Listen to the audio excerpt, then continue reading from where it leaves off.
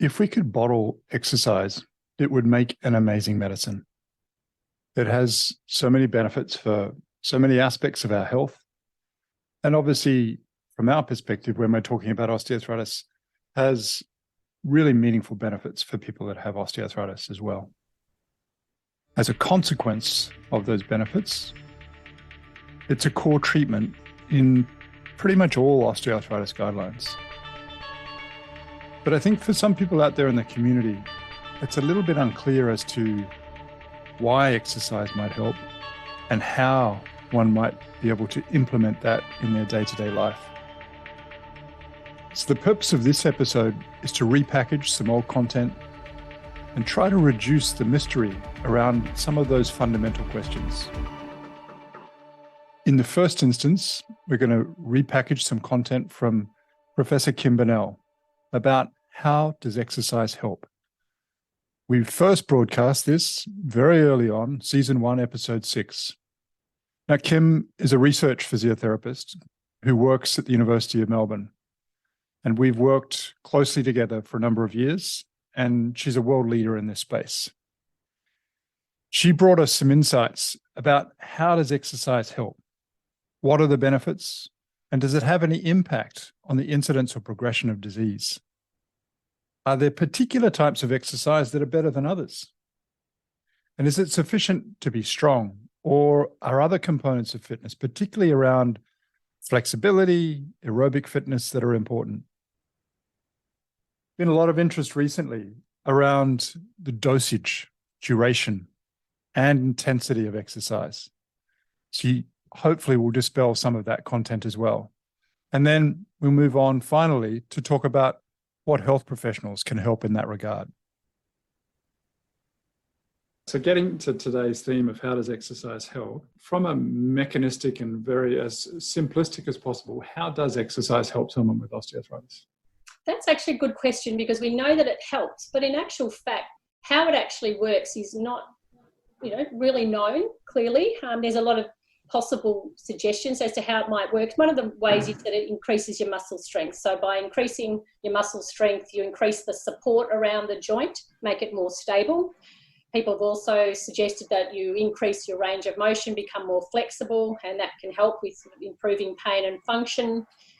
There's also inflammatory factors that it could be good for reducing some inflammation in the joint, and also our pain pathways. So the way that pain is experienced in the brain, that exercise can influence that either sort of locally at the joint or further up in the brain, can have a positive effect on pain pathways. And I suppose the other way as well is sort of psychological factors, where it can be really good for your well-being, your feelings, your mental health. And so from that perspective as well, can reduce pain and improve people's function. Great explanation. And if one did have osteoarthritis, what are the benefits of exercising? Well, there's numerous benefits for exercise. Obviously, reducing pain is a big one, and improving people's ability to function, to walk and go up and down stairs and get up and down from a chair. So they are, really key functions and benefits, but also improving people's quality of life. People report having a better quality of life. And there's a whole range of other benefits as well. A lot of people who have osteoarthritis also carry a little bit of extra weight, so it can help with them losing weight and then maintaining their weight at a healthy weight range. Falls risk, people can also be at increased risk of falling, so it can help reduce falls. It can improve your sort of cardiovascular health and reduce your risk of heart disease and heart attacks and all other conditions. It can help, as I said, with your mental health. So a whole range of benefits, not just at the knee, but benefits for the whole person. Now, does it have any effect on the disease itself, on a person's risk of developing it, or on the rapidity of which the disease progresses structurally? Yes, so that is another good question. So oftentimes people think that what they see inside the joint, the structure, that exercise, might be damaging to the knee joint. But really the evidence doesn't show that to be the case. So it doesn't increase one's risk of getting the condition, and in fact probably can reduce your risk if you keep your weight down and so forth, so it can have some benefits there.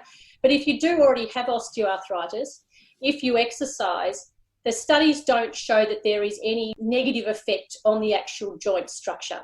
It doesn't necessarily change the joint structure, reduce what you see perhaps on an x-ray, but it doesn't make it worse. And I think that's really important to point out, because we know that what the person feels in terms of pain and their function doesn't actually relate to what you see on an x-ray. So this exercise thing, it sounds great, but are there particular types of exercise that are better than others? Again, the research has shown that a lot of forms of exercise can be equally effective. So there's benefits from strengthening exercise, there's benefits from aerobic exercise such as walking or cycling, there's benefits from Tai Chi, yoga, water-based exercise. So there's a whole range of different types of exercise that people can get benefits from. And so I suppose what it comes down to is that this means people can choose exercises that they like to do, because what's really important is that people stick with an exercise program. So choosing something that people like and that they can do is really important, and going with what they prefer. There's no point doing water-based exercise if you really don't like to go to to a pool and do that. So I think another thing is having variety. So choosing a variety of different forms of exercise will be good to get all of those health benefits, but also will help with, you don't get bored. I mean, for a lot of people in the general community, there's a fascination about building muscle and, flexing in front of mirrors. Is it sufficient to be strong? Are there other benefits of improving muscle? Yes, so certainly, particularly as we get older, we know that muscle strength does deteriorate. So over the age of 50, I'm in that category now, it's important to do strength training to build up the strength of the muscle, because we know that does reduce. But as you've pointed out, there are other aspects of muscle function. So endurance, not just how much weight you can lift, but also muscle endurance, how fast you can contract the muscle. So if you were going to have to quickly speed up across the road because there's a car coming, that requires the muscles to act really quickly. So all of those are important, as well as just pure strength. And what about exercise for flexibility and aerobic or cardiovascular type exercise? Is that any benefit there? The studies haven't necessarily looked at stretching exercise on its own, because generally people will do stretching exercise in combination with other forms of exercise. But stretching exercise can be, useful as we get older. We get stiffer, and with people that have osteoarthritis, their joint is often stiffer. So doing some stretching exercise is good to try and improve or maintain the range of motion of the joint. So that is important. But I'd encourage people to do the stretching with other forms of exercise like strengthening.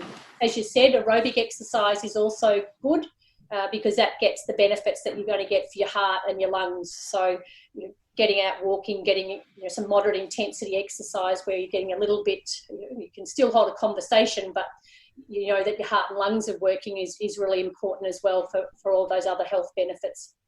Now, obviously, if you're starting from a completely sedentary lifestyle, you're not going to go straight from 0 to 100 miles an hour in the first go. But if someone were to want to exercise, what type of dose, duration, intensity should they ultimately be aiming for? Yes, so whenever you're starting something new, it's important to sort of build up, as you said, and increase in small amounts, and to recognise that you are going to probably have some muscle soreness. That means that you are working, so that's a good thing. I think the other thing is that you will notice some joint pain when you exercise to start with osteoarthritis. And again, to note that is normal, that it's normal to feel some discomfort or some pain around in the joint when you start, but that will decrease over time as you do it. In terms of the actual dosage, the dosage is different depending on what you're trying to achieve. So the dosage that you do with a stretching program would be different from a strengthening program. And even within strengthening programs, if you're trying to build up, for example, muscle strength as opposed to muscle endurance, you'd be lifting heavier weights and doing less of them.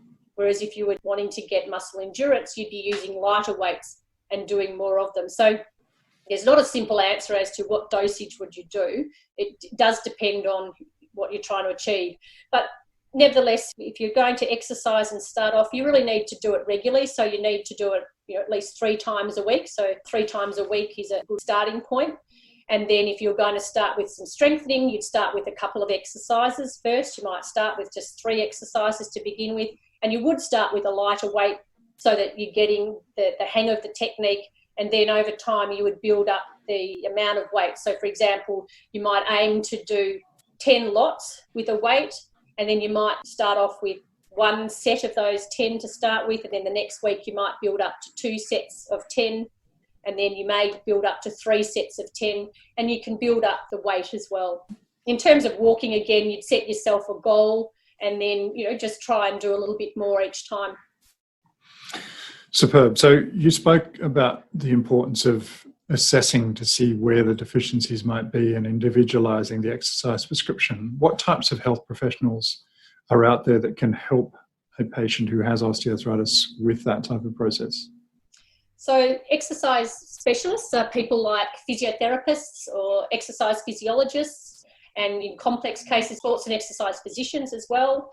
But going to see someone like a physiotherapist or an exercise physiologist, they can help design a program that suits you. So particularly if people really haven't had a lot of experience with exercise before, helping them to, as you said, come up with what is the dosage that would be good to start with and how might they progress that. And I think that is important for someone to get that supervision as well, to know what they're doing and are they doing it correctly, so that they don't end up giving themselves an injury or doing too much. Again, very early on in the podcast, actually season 1, episode 3, we were joined by a close friend and colleague, Matthew Williams, to talk about practical tips for exercising. Now, Matt is a senior physiotherapist and worked closely with us in the Osteoarthritis Chronic Care Program since its inception very early on in February 2012. He joined us and spoke to us about the different types of exercise that may be beneficial for people with osteoarthritis, such as strength-based work, land-based work, aquatic exercises, Tai Chi, yoga. He also tried to dispel, to some extent, the myth that one size fits all.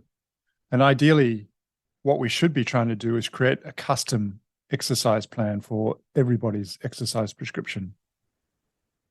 Spoke a little bit about any types of exercise that we shouldn't do, and again, finished on what health professionals can help in this regard. So digging a little bit more into the exercises, what exercises specifically work for osteoarthritis?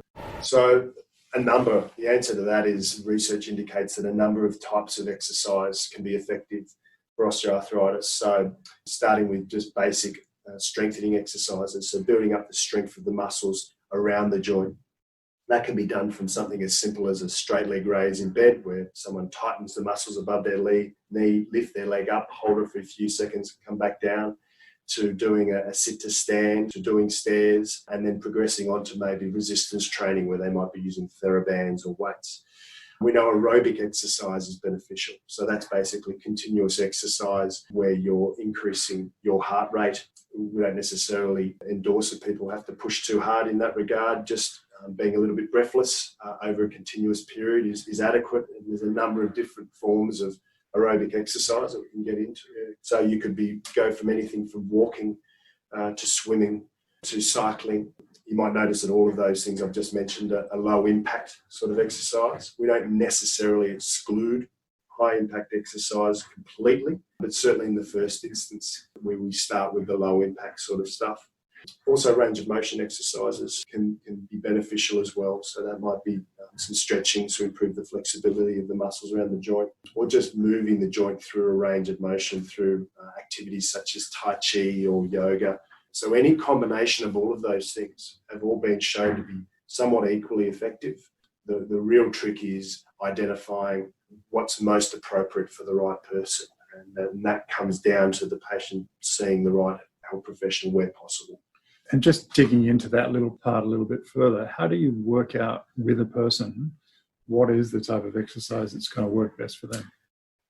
First and foremost, I try and find out what people enjoy doing, because people aren't going to do anything unless they get some, or not going to do something continuously ongoing, generally speaking, unless they enjoy it. And so I will find that out. I will encourage them to do whatever activity they choose with, say, their partner or friends, because that tends to increase their adherence and their choice to do it. Then on top of that, it's identifying what type of activities they're actually able to tolerate.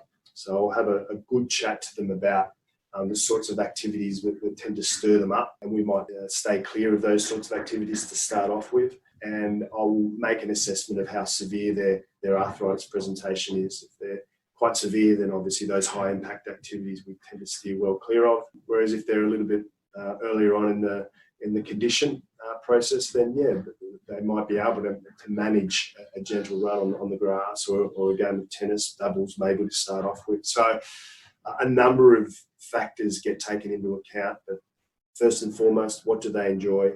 Secondly, how significant is their condition impacting them?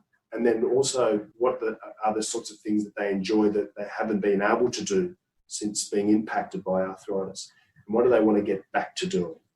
So it's all about developing a path through exercise towards an end goal. Yeah, so it needs to be obviously individualized according to their preference, but are there any general rules of thumb with, for example, for strengthening in terms of how frequently per week you should be trying to do strengthening, and for the aerobic cardiovascular type conditioning, how much per week roughly should they be aiming towards? So I would suggest at least 3 times a week I will get my patients doing a strengthening component to their exercise program. The actual dosage of that, I tend to, for example, I would give someone 2 sets of 15 repetitions of 3 to 4 different strengthening exercises, and I will prescribe those exercises based on how those patients present to me. So they might have specific muscles that are weak, that are impacting them, or specific tasks that they need to get back to that I will choose those exercises for.